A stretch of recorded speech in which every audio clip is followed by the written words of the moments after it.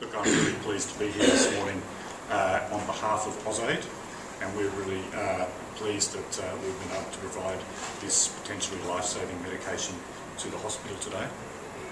In total, there's 260 boxes of drugs that are being delivered, which represents 1 year's supply of cancer treatment drugs.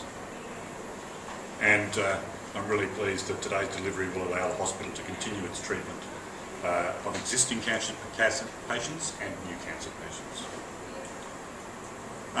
I really think today actually also, as well as the support to the patients that will obviously happen from these drugs, I'd like to say that today is also a statement of how AusAID works closely with the National Department of Health.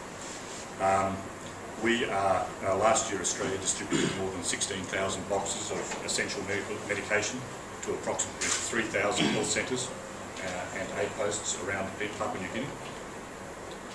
We're working very closely with the National Department of Health to improve procurement and distribution of drugs in Papua New Guinea.